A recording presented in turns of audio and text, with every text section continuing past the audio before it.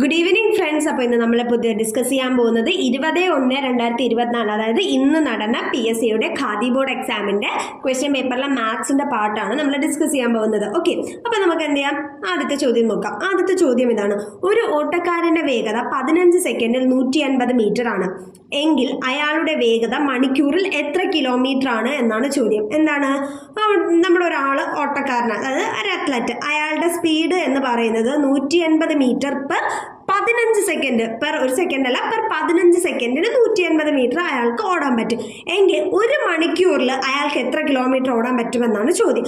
നമുക്കിത് ചെയ്ത് നോക്കാം. എന്താണ് പറഞ്ഞേക്കുന്നത്? 15 സെക്കൻഡിൽ ഇയാൾക്ക് 150 മീറ്റർ ഓടാൻ കഴിയും എങ്കിൽ ഒരു സെക്കൻഡിൽ ഇയാൾക്ക് എത്ര മീറ്റർ ഓടാൻ കഴിയും കൂട്ടുകാരെ? 150/15, അതായത് 10 മീറ്റർ ആണ് ഇയാൾക്ക് ഒരു സെക്കൻഡിൽ ഓടാൻ പറ്റുന്നത്. നമ്മുടെ ചോദ്യം എന്താണ്? ഒരു മണിക്കൂറിൽ ഇയാൾക്ക് എത്ര കിലോമീറ്റർ ഓടാൻ പറ്റുമെന്നല്ലേ. 10 കിട്ടിയില്ലേ? ഇനി നമുക്കിത് ചെയ്യാമല്ലോ. എന്താണ്, 10 × 18/5 ചെയ്താൽ നമുക്ക് എന്ത് കിട്ടും? ഇത് സോൾവ് ചെയ്തേ.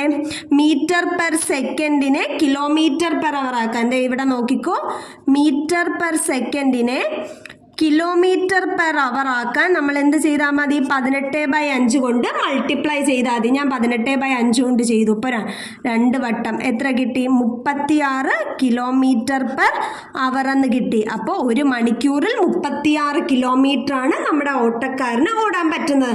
അപ്പോൾ നമ്മുടെ ഓപ്ഷൻ ഏതാണ്? ഓപ്ഷൻ ഡി ആണ് നമ്മുടെ ഉത്തരം. ഓക്കെ അല്ലേ കൂട്ടുകാരെ? നമ്മുടെ രണ്ടാമത്തെ ചോദ്യം നോക്കിക്കേ. ചോദ്യം എന്താണ്? രാജു 10,000 രൂപ മുടക്കി ഒരു സ്കൂട്ടർ വാങ്ങി. 1000 രൂപ മുടക്കി പുതുക്കി പണിയുകയും 2500 രൂപ ചിലവാക്കി പെയിന്റ് ചെയ്യുകയും ചെയ്തു. അയാൾക്ക് 20% ലാഭം കിട്ടണമെങ്കിൽ എത്ര തുകയ്ക്ക് വിൽക്കണം എന്നാണ് ചോദ്യം. അപ്പം എന്താണ്, നമുക്കിതിൽ നിന്ന് നമ്മുടെ കോസ്റ്റ് പ്രൈസ്, നമ്മൾ വാങ്ങിച്ച വില കണ്ടെത്താം അല്ലേ. നിങ്ങൾ നോക്കിക്കേ, എന്തൊക്കെയാണ് പറയുന്നത്? 10,000 രൂപയ്ക്ക് വണ്ടി വാങ്ങി, അപ്പോൾ 10,000. പിന്നെ എത്ര രൂപ ചിലവാക്കി? 1000 രൂപ മുടക്കി പുതുക്കി പണിതു, പ്ലസ് 1000. പുതുക്കി പണിയാനുള്ള 1000 അത് നമ്മളല്ലേ കൊടുത്തത്, നമ്മുടെ കയ്യിൽ നിന്ന് പോയതാ. പ്ലസ് 2500 രൂപ ചിലവാക്കി പെയിന്റ് അടിച്ചു, 2500 രൂപയ്ക്ക് പെയിന്റും അടിച്ചു. അപ്പൊ ടോട്ടൽ എത്രയായി കൂട്ടുകാരെ? 10,000 പ്ലസ് 3500, 13,500 രൂപയാണ് എന്തെന്ന് പറഞ്ഞത്? കോസ്റ്റ് പ്രൈസ് എന്ന് പറഞ്ഞത്. ഇനി എന്താണ്? 20% ലാഭം കിട്ടണം അല്ലേ. അപ്പൊ നമുക്ക് എന്ത് ചെയ്യാം? ഇതിന്റെ നമ്മുടെ കോസ്റ്റ് പ്രൈസിൽ 20% കൂടുതൽ ലാഭം കിട്ടണം എന്നാണ്. അപ്പൊ എന്ത് ചെയ്യാം? 13,500 × 120/100 ചെയ്താൽ മതി. ഓക്കെ, ഈ 2 0 ഈ 2 0 ക്യാൻസൽ ചെയ്തു. അപ്പൊ എന്ത്? 135 × 120 നമുക്ക് ചെയ്ത് നോക്കാം. 135 × 12 ചെയ്യാം. 5 2 10, ശിഷ്ടം 1, 6 1 7, 2 5 3 1 0 7 5 7 + 5 12, ശിഷ്ടം 1, 2 + 3 5 1 6, 1. എത്ര കിട്ടി? 135 × 12 1620 എന്ന് കിട്ടി. പിന്നെ ഇവിടെ ഒരു 0 ഉണ്ട്. അപ്പം 16,200 എന്ന് നമുക്ക് കിട്ടും. 16,200 ആണ് എന്ത്? നമ്മുടെ സെല്ലിംഗ് പ്രൈസ്, വിൽക്കുന്ന വില 16,200. നമ്മുടെ ഓപ്ഷൻ എത്രയാ കൂട്ടുകാരെ? ഓപ്ഷൻ എ ആണ് നമ്മുടെ ഉത്തരം. ഓക്കെ അല്ലേ? കൂട്ടുകാരെ, നമ്മുടെ മൂന്നാമത്തെ ചോദ്യമാണ്. ചോദ്യം നോക്കിക്കേ. 9 × 9 / 0.9 × 0.9. ഇത് ചെയ്യാൻ എളുപ്പമല്ലേ? ഈ പോയിന്റ് നമ്മൾ ആദ്യം മാറ്റിവെക്കുക. എന്നിട്ട് എന്ത് ചെയ്താൽ 9 × 9 / 9 × 9 ചെയ്താൽ മതി. 1 അല്ലേ ഉത്തരം. ഇനി നമുക്ക് ന്യൂമറേറ്ററിലെ പോയിന്റുകളൊന്നുമില്ല, ഡിനോമിനേറ്ററിലാണ് 2 പോയിന്റ്. ഡിനോമിനേറ്ററിൽ മാത്രം പോയിന്റ് ഉള്ളു. അപ്പം നമ്മൾ എന്ത് ചെയ്യും? എത്ര നമ്പർ ഓഫ് പോയിന്റ്സ് ആണോ അത്രയും സീറോസ് ഇട്ട് കൊടുത്താൽ പോരെ. എത്ര പോയിന്റ് ഉണ്ട്? 2 പോയിന്റ്. അപ്പോൾ 2 0. അപ്പം നമ്മുടെ ഉത്തരം എത്ര കിട്ടി കൂട്ടുകാരെ? 100 എന്ന് കിട്ടി. അപ്പം നമ്മുടെ ഓപ്ഷനിൽ ആരാ നമ്മുടെ ഉത്തരം? ഓപ്ഷൻ സി ആണ് നമ്മുടെ ഉത്തരം. ഓക്കെ അല്ലേ കൂട്ടുകാരെ? ദേ കൂട്ടുകാരെ, നമ്മുടെ അടുത്ത ചോദ്യമാണ്. ചോദ്യം നോക്കിയേ. തുടർച്ചയായ 5 ഇരട്ട സംഖ്യകളുടെ ശരാശരി 60 എങ്കിൽ അതിലെ ഏറ്റവും ചെറിയ സംഖ്യ ഏത് എന്നാണ് ചോദ്യം. ഇനി നിങ്ങളൊന്ന് ശ്രദ്ധിച്ച്, തുടർച്ചയായ കുറച്ച് സംഖ്യകൾ, അത് ഇരട്ട സംഖ്യ ആവട്ടെ ഒറ്റ സംഖ്യ ആവട്ടെ, അല്ലെങ്കിൽ തുടർച്ചയായ സംഖ്യകളുടെ ശരാശരി എന്ന് പറഞ്ഞാൽ അതിൻ്റെ ആ ശരാശരി ആയിരിക്കും അവയുടെ മിഡിൽ നമ്പർ. ഇപ്പൊ നമുക്ക് തുടർച്ചയായ 5 ഇരട്ട സംഖ്യകളുടെ ശരാശരി 60 എന്നാണ് തന്നേക്കുന്നത്. അപ്പൊ 5 ഇരട്ട സംഖ്യയാണ്. 1 2 3 4 5. 5 ഇരട്ട സംഖ്യകളുടെ ശരാശരി 60. ശരാശരി 60 എന്ന് പറഞ്ഞാൽ മിഡിൽ നമ്പർ 60 ആവും. ഇവിടെ 60 എന്നതാ കിട്ടിയത്. ഓക്കെ, ഇരട്ട സംഖ്യ എന്നാണ്. അപ്പൊ 2ന്റെ ഡിഫറൻസ് ആണ് നമുക്ക് വേണ്ടത്. ഏതാ ഏറ്റവും ചെറിയ ഇരട്ട സംഖ്യ? അപ്പൊ നമുക്ക് ബാക്കിലോട്ട് മാത്രം നോക്കിയാൽ പോരെ. 60-ന് തൊട്ട് മുമ്പത്തെ ഇരട്ട സംഖ്യ ആരാ കൂട്ടുകാരെ? 58. 58-ന് തൊട്ട് മുമ്പോ 56. അപ്പൊ നമ്മുടെ ഏറ്റവും ചെറിയ ഇരട്ട സംഖ്യ ആരാ? 56. ഓപ്ഷനിൽ ആരാ? ഓപ്ഷൻ എ ആണ് നമ്മുടെ ഉത്തരം. ഓക്കെ അല്ലേ? ദേ കൂട്ടുകാരെ, നമ്മുടെ അടുത്ത ചോദ്യമാണ്. ചോദ്യം നോക്കിക്കേ. 10 ആളുകളുടെ ശരാശരി വയസ്സ് 36. ഒരേ പ്രായമുള്ള 2 പേരെ കൂടി ഇവരോട് ചേർത്തപ്പോൾ ശരാശരി വയസ്സ് 38 എന്നാൽ പുതുതായി വന്നവരുടെ വയസ്സ് എത്ര എന്നാണ് പറഞ്ഞേക്കുന്നത്. അപ്പൊ നമുക്കറിയാം ശരാശരി എന്ന് പറയുന്നത് ടോട്ടൽ തുക ബൈ നമ്പർ ഓഫ് ആൾക്കാരുടെ എണ്ണം ആയിരിക്കും. അപ്പൊ ഇതിൽ നമുക്ക് തന്നിട്ടുണ്ട് ടോട്ടൽ നമ്പർ ഓഫ് ആൾക്കാരും തന്നിട്ടുണ്ട്, ശരാശരിയും തന്നിട്ടുണ്ട്. അപ്പൊ സമ്മ്, അതായത് തുക എന്ന് പറയുന്നത് എന്താണ്? 10 × 36 360. അപ്പൊ 10 പേരുടെ തുക ആദ്യം എന്ന് പറയുന്നത് 360 ആയിരിക്കും. എത്ര പേരുടെ? 10 പേരുടെ 360 തുക എന്ന് നമുക്ക് കിട്ടി. ഇനി അടുത്ത് നോക്കിക്കേ. 2 പേർ, ഒരേ പ്രായമുള്ള 2 പേർ ഇവരോട് കൂടി ചേർന്നപ്പോൾ ശരാശരി 38 2 പേർ കൂടി ചേർത്തു എന്ന് പറഞ്ഞാൽ 10 എന്നുള്ളത് 12 പേരായി മാറി അല്ലേ കൂട്ടുകാരെ? അപ്പൊ 10 പേരെന്നുള്ളത് 12 പീപ്പിളായി മാറി. 12 പീപ്പിളായി മാറിയപ്പോൾ നമ്മുടെ ശരാശരി എന്തായി? 38 മാറി. എങ്കിൽ അവിടുത്തെ തുക എത്രയായിരിക്കും? 38 × 12 എന്ന് പറയാം. എത്രയായിരിക്കും? 456 ആയിരിക്കും. ഇനി നമുക്ക് ഇവരുടെ ഡിഫറൻസ് എടുക്കാം. 456 മൈനസ് 360 എന്ന് പറയുന്നത് 96 ആയിരിക്കും. അപ്പോൾ വന്ന പുതിയ 2 പേരുടെ വയസ്സിന്റെ തുക 96. ഇവർക്ക് 2 പേർക്കും ഒരേ പ്രായമായതുകൊണ്ട് നമ്മൾ എന്ത് ചെയ്താൽ മതി? ഈ 96-നെ ഈക്വൽ ആയിട്ട് ഡിവൈഡ് ചെയ്താൽ മതി. എന്താണ് ഏജ് എന്ന് പറയുമ്പോൾ 96/2 എത്രയായിരിക്കും കൂട്ടുകാരെ? 48 ആയിരിക്കും. അപ്പൊ നമുക്ക് വേണ്ട ഓപ്ഷൻ എന്ന് പറയുന്നത് 48 ആണ്. വന്ന 2 പേരുടെ വയസ്സ് എന്ന് പറയുന്നത് 48 വയസ്സാണ്. ഓക്കെ അല്ലേ കൂട്ടുകാരെ?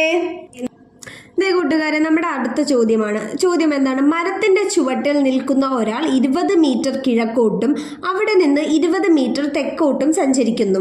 എന്നിട്ട് തിരിഞ്ഞ് 35 മീറ്റർ പടിഞ്ഞാറോട്ട് സഞ്ചരിച്ച് 10 മീറ്റർ വടക്കോട്ട് സഞ്ചരിച്ച് ഒരു സ്ഥലത്ത് എത്തുന്നു. 5 മിനിറ്റ് വിശ്രമിച്ച ശേഷം 15 മീറ്റർ കിഴക്കോട്ട് സഞ്ചരിച്ചു. ഇപ്പോൾ അയാൾ തുടങ്ങിയ സ്ഥലത്തു നിന്ന് എത്ര അകലെയാണ്? ഇതാണ് ചോദ്യം. എന്താണ് ഇത്? നമ്മൾ ഡയറക്ഷൻ വരച്ച് ചെയ്ത് നോക്കേണ്ട ഒരു ക്വസ്റ്റ്യൻ ആണ്. ഓക്കെ, അപ്പൊ നമുക്ക് എന്ത് ചെയ്യാം? വരച്ച് തന്നെ ചെയ്തു നോക്കാം. ആദ്യം എന്താണ്? ഒരു മരത്തിന്റെ ചുവട്ടിൽ നിൽക്കുന്ന ഒരാളെന്നാണ്. ഇതാണ് എൻ്റെ മരം എന്ന് വെച്ചോളൂ. ഇതാണ് മരം. ഈ മരത്തിന്റെ ചുവട്ടിൽ നിൽക്കുന്ന ഒരാള് 20 മീറ്റർ കിഴക്കോട്ട്. അതിനു മുമ്പ് നമുക്ക് ഡയറക്ഷൻ ഒന്ന് വരയ്ക്കാം. North, south, east, west. കിഴക്കോട്ട് 20 മീറ്റർ കിഴക്കോട്ട് എന്നാണ്. അപ്പൊ ഇങ്ങോട്ട് 20 മീറ്റർ, ഇതൊരു 20 മീറ്റർ കിഴക്കോട്ട് സഞ്ചരിച്ചു. അടുത്ത എന്താണ്? അവിടെ നിന്ന് 20 മീറ്റർ തെക്കോട്ടും സഞ്ചരിക്കുന്നു. ഇവിടെ എത്തിയിട്ട് 20 മീറ്റർ തെക്കോട്ടെന്ന് പറഞ്ഞാൽ താഴോട്ട്. അപ്പൊ ഇവിടെ നിന്ന് ഒരു 20 മീറ്റർ തെക്കോട്ട് സഞ്ചരിച്ചു. ഓക്കെ, ഇനി ഇവിടെ എത്തി നിൽക്കുക. എന്നിട്ട് തിരിഞ്ഞ് 35 മീറ്റർ പടിഞ്ഞാറോട്ട് സഞ്ചരിച്ചു. പടിഞ്ഞാറ് എങ്ങോട്ടാ? ഇവിടെ നിൽക്കുന്നു. അപ്പോൾ ഇങ്ങോട്ടാണ് പടിഞ്ഞാറ് അല്ലേ? വെസ്റ്റ് എന്ന് പറയും.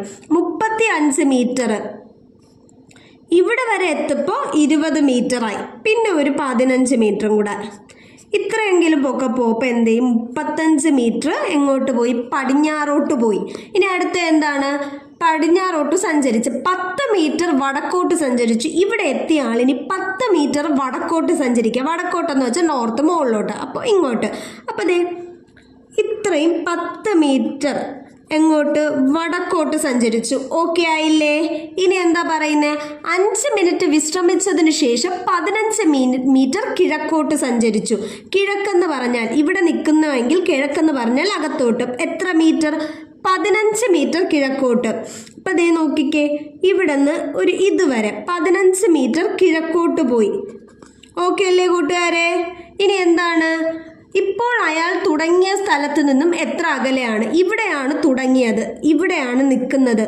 ഇത്രയും ഭാഗമാണ് നമുക്ക് കണ്ടുപിടിക്കാനുള്ളത്. ഇതെത്ര എന്നാണ് ചോദ്യം. നിങ്ങൾ നോക്കിക്കേ, ഇവിടെ നിന്ന് ഇങ്ങോട്ട് എക്സ്റ്റെൻഡ് ചെയ്യുമ്പോൾ ഈ ദൂരത്തിന് തുല്യമല്ലേ?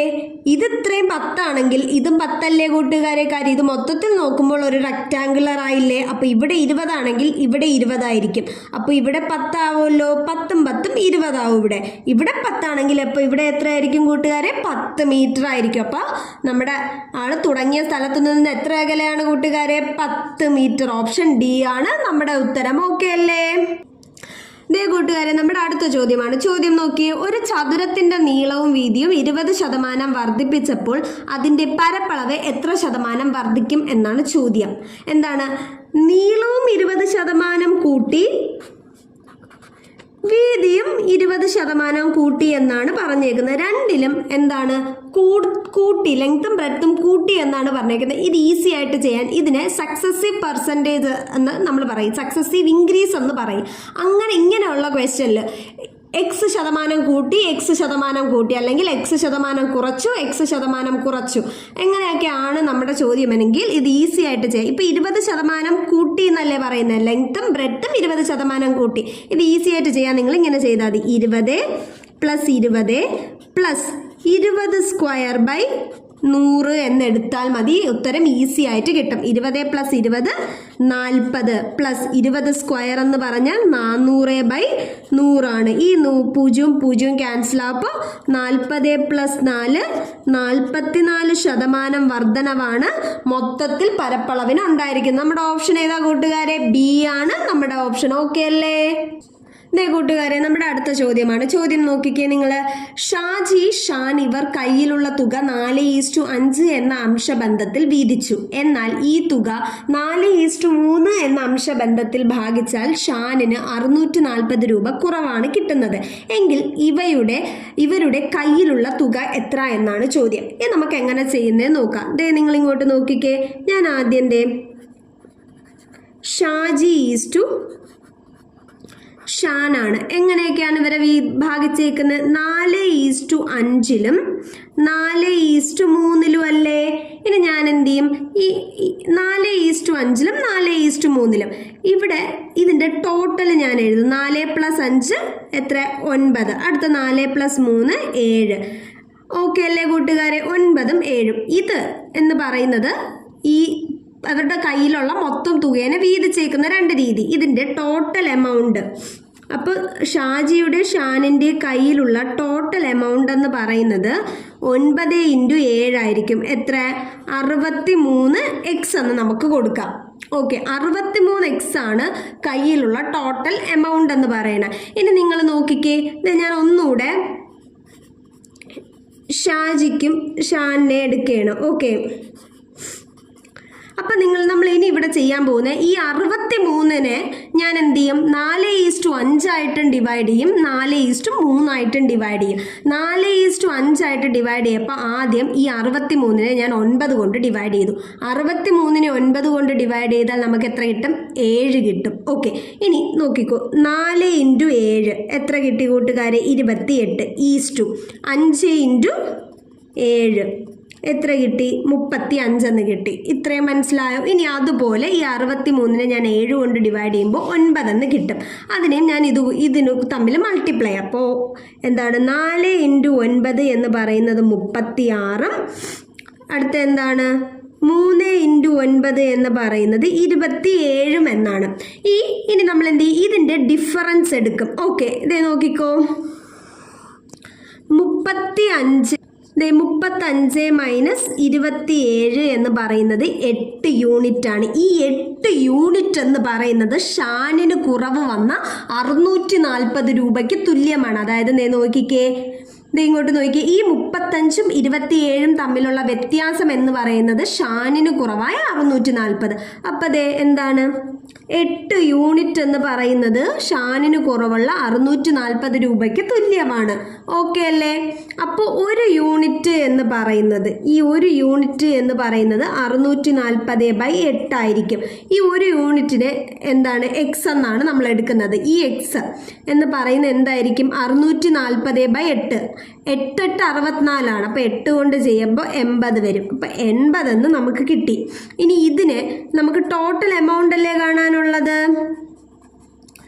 ഈ ടോട്ടൽ എമൗണ്ട് എന്ന് പറയുന്നത് 63x അല്ലേ? നമുക്ക് എക്സ് കിട്ടി 80 എന്ന്.